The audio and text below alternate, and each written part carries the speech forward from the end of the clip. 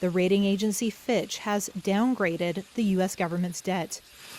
It's a dramatic move that signals rising worries the U.S. might not be able to meet its fiscal obligations. The United States' prior rating, a AAA rating, was second to none.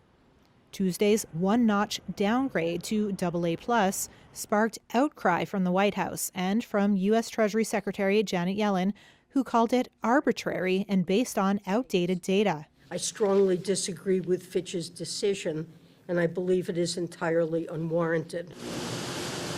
Fitch said it was concerned about both the rising level of American government debt and whether the country would, in the future, muster the political will to pay its bills.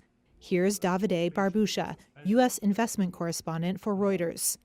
The reason they decided to go ahead with the downgrade was because of long-standing concerns that were fiscal in nature. So, looking, for instance, at the ratio of debt to GDP in the United States, which has been increasingly over the past several years, and also concerns related to the governance of the country. For instance, the last debt ceiling deal was essentially agreed just a few days before the so-called X date, when the government would have potentially been in a situation in which it would have not been able to pay its bills. This week's downgrade came after a congressional deal in June that suspended the debt ceiling until 2025. But Fitch wasn't just alarmed by rising debt and political gridlock. It also cited the January 6th Capitol riot.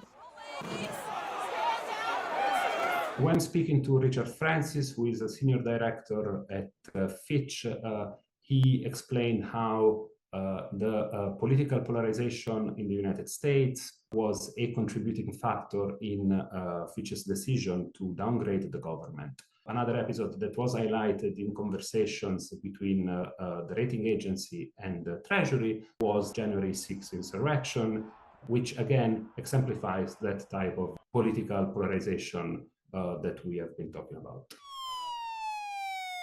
The rating agency highlighted events from January 6, 2021 in meetings with the Treasury ahead of the downgrade decision. Fitch referenced polarization with both parties, saying, quote, "The Democrats have gone further left and Republicans further right, so the middle is kind of falling apart, basically," adding, "We don't fault one party or the other for the fiscal situation."